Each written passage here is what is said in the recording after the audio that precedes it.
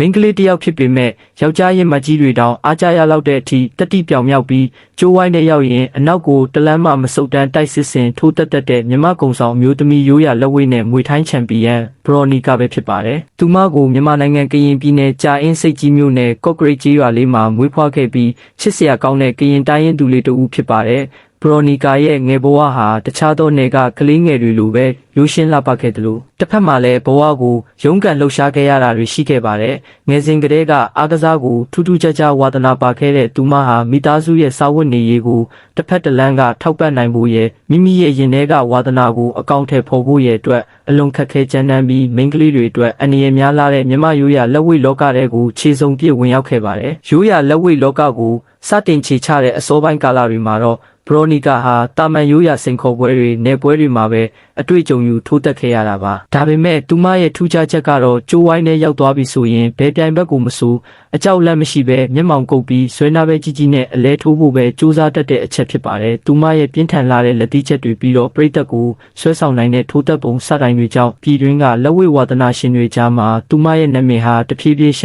မ်းတောက်ကျော်ကြားလာခဲ့ပါတယ်အဲ့ဒီနောက်2018ခုနှစ်နဲ့2019ခုနှစ်တွေမှာတော့ဘရိုနီကာဟာမြန်မာပြည်တွင်းလက်ဝဲလောကမှာရှုံးပွဲမရှိသလောက်ကိုအောင်မြင်မှုတွေရရှိခဲ့ပါတယ်အထူးသဖြင့်နိုင်ငံတကာအဆင့်မီကျင်းပခဲ့တဲ့ World Lightweight Championship World Lightweight Championship World လိုပြိုင်ပွဲကြီးတွေမှာဝင်ရောက်ထိုးတက်ခွင့်ရရှိခဲ့ပြီးပြိုင်ဘက်တွေကိုအကောင်းဆုံးရှင်ပြိုင်နိုင်ယူပြခဲ့ပါတယ်အဲ့ဒီအချိန်ကစပြီးဘရိုနီကာဟာမြန်မာနိုင်ငံရဲ့အကောင်းဆုံးအမျိုးသမီးရိုးရာလက်ဝဲသမားအဖြစ်ပြည်သူတွေရဲ့ရင်ထဲမှာနေရာယူနိုင်ခဲ့တာပါဒါပေမဲ့ဘဝဆိုတာအမြဲတမ်းအဆင်ပြေမနေပါဘူး2020ခုနှစ်နောက်ပိုင်းကမ္ဘာလုံးဆိုင်ရာကိုဗစ်ကပ်ရောဂါဆိုကြီးဖြစ်ပွားမှုနဲ့အတူမြန်မာပြည်တွင်းကအခြေအနေမျိုးမျိုးကြောင့်ပြည်တွင်းမှာလက်ဝဲပွဲတွေကျင်းပနိုင်ခြင်းမရှိတော့ဘဲရပ်တန့်သွားခဲ့ရပါတယ်။အဲ့ဒီအချိန်မှာအားကစားသမားတယောက်အတွက်အသက်တမျှအရေးကြီးတဲ့ကြိုးဝိုင်းနဲ့ဝေးကွာသွားခဲ့ရပြီးဘဝရဲ့အလှည့်ပြောင်းအခက်အခဲများစွာကိုရင်ဆိုင်ခဲ့ရပါတယ်။ဒါပေမဲ့ဇွဲမလျှော့တတ်တဲ့ကရင်မလေးဘရိုနီကာဟာအရှုံးမပေးခဲ့ပါဘူး။သူမဟာမိမိရဲ့အိမ်မက်တွေကိုဆက်လက်အသက်သွင်းဖို့အတွက်အိမ်နီးနားချင်းထိုင်းနိုင်ငံကိုထွက်ခွာပြီးအဲ့ဒီမှာရှိတဲ့မွေထိုင်းငွေတိုင်းလောကထဲကိုအခြေစိုက်ကူးပြောင်းမှုဆုံးဖြတ်ခဲ့ပါတယ်။မြမရိုးရာလက်ဝဲကနေအကာအကွယ်လက်အိတ်တွေတုံးရတဲ့မွေထိုင်းစတိုင်ကိုပြောင်းလဲဖို့အတွက်ဘရိုနီကာဟာနီးစနစ်အသစ်တွေကစားကွက်အသစ်တွေကိုထိုင်းနိုင်ငံကကလပ်တွေမှာအပတ်တကုတ်စူးစမ်းအားထုတ်လေ့ကျင့်ခဲ့ရပါတယ်။သူမရဲ့စူးစမ်းမှုတွေဟာအလားအတာမဖြစ်ခဲ့ပါဘူး2022ခုနှစ်ဒီဇင်ဘာလမှာတော့ဘရိုနီကာတယောက်ထိုင်းနိုင်ငံရဲ့အကြီးကျယ်ဆုံးနဲ့တမိုင်းစင်လာအကြီးမားဆုံးမွေထိုင်းပြိုင်ပွဲကြီးဖြစ်တဲ့ Thai Fight The Fight King အမျိုးသားရဲ့အမျိုးသမီး53ကီလိုဂရမ်တန်ဖိုင်နယ်ပွဲစဉ်ကိုတက်ရောက်ခွင့်ရရှိခဲ့ပါတယ်အဲ့ဒီပွဲမှာသူမဟာအင်ရှင်ထိုင်းနိုင်ငံရဲ့နာမည်ကြီးကစားသမားကိုသူမရဲ့အားသာချက်ဖြစ်တဲ့အနောက်မဆုတ်တန်းတိုက်စစ်စင်တဲ့လက်သီးချက်တွေပြင်းထန်တဲ့တထောင်ချက်တွေနဲ့အပြတ်သက်အနိုင်ယူပြီး Thai Fight Champion The Fight Champion စူဖလာကြီးကိုစုခုကဘာရှိမှာမြမအလံကိုလွှင့်ထူပြီးမြမကုံကိုမြင့်တင်ပေးနိုင်ခဲ့ပါတယ်အဲ့ဒီအောင်မြင်မှုဟာသူမအတွက်လမ်းစတင်ပွင့်သွားတာဖြစ်ပါတယ်2023ခုနှစ်ကိုရောက်တဲ့အခါမှာတော့ကမ္ဘာအဆင့်မီကိုခံပညာတိုင်းပေါင်းစုံအဖွဲ့အစည်းကြီးဖြစ်တဲ့ One Championship ရဲ့မျက်စိကျခြင်းကိုခံခဲ့ရပြီးတောကြနေ့ညတိုင်းကျင်းပလေ့ရှိတဲ့ One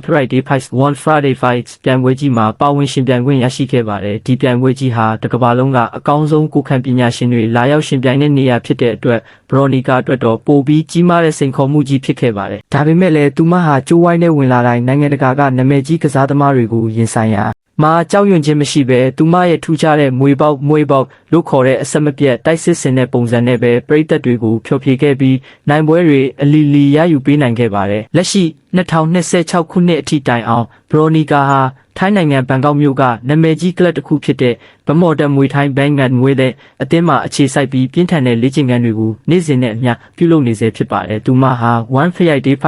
Friday Fights ရဲ့အမျိုးသမီးမွေထိုင်းပွဲစဉ်တွေမှာပရိသတ်တွေအမြဲတမ်းစောင့်မျှော်အားပေးရတဲ့အဓိကစင်မြင့်ထက်ကကစားသမားတဦးအဖြစ်ခိုင်ခိုင်မာမာရပ်တည်နေပါတယ်။ကျိုးဝိုင်းထဲမှာမျက်နှာအမူအရာတီတန်းနဲ့ပြိုင်ဘက်ကိုအစိတ်ပြင်းတိုက်ခိုက်တတ်တာကြောင့်ထိုင်းပရိသတ်တွေနဲ့နိုင်ငံတကာပရိသတ်တွေကသူမကိုအစိတ်ပြင်းတဲ့ကရင်မလေးလို့တလေးတစားတင်စားခေါ်ဝေါ်ကြတာလည်းဖြစ်ပါတယ်။ဘရိုနီကာကိုပရိသတ်တွေကဘာကြောင့်ဒီလောက်တောင်ချစ်ကြတာလဲဆိုရင်သူမရဲ့ကျိုးဝိုင်းတွေကအရေးချင်းတင်မကပဲကျိုးဝိုင်းပြင်ဘက်ကစိတ်သက်ကြောင့်လည်းပါဝင်ပါတယ်။ ဘရိုနီကာဟာကျိုးဝိုင်းထဲကိုဝင်လာတဲ့အချိန်တိုင်းမှာမိမိရဲ့မိခင်နိုင်ငံဖြစ်တဲ့မြန်မာနိုင်ငံနဲ့မိမိရဲ့ကရင်ရိုးရာယဉ်ကျေးမှုဝတ်စုံတွေကိုအမြဲတမ်းဂုဏ်ယူဝင်ကြွားစွာဝတ်ဆင်လေးရှိပြီးမြမအလံကိုအမြဲတမ်းလွှင့်ထူလေးရှိပါတယ်။ဒါအပြင်သူမဟာနိုင်ငံတကာပြိုင်ပွဲကြီးတွေကနေရရှိလာတဲ့စုချေးငွေအချို့ကိုမိမိရဲ့အမိမြေမှာရှိတဲ့အခြေခံလူတန်းစားတွေလိုအပ်နေတဲ့နေရာတွေနဲ့အခက်အခဲကြုံတွေ့နေရတဲ့စစ်ပေးရှောင်ပြည်သူတွေအတွက်တက်နိုင်တဲ့ပြန်လည်ခွဲဝေလှူဒန်းလေးရှိတဲ့ပရာဟိတစိတ်သက်အပြည့်ရှိသူလည်းဖြစ်ပါတယ်။ဒါကြောင့်မို့လို့ဘရိုနီကာဟာတာမန်လက်ဝှေ့သမားတစ်ယောက်တင်မဟုတ်ပါဘူး။အခက်အခဲတွေကြားထဲကနေဘဝကို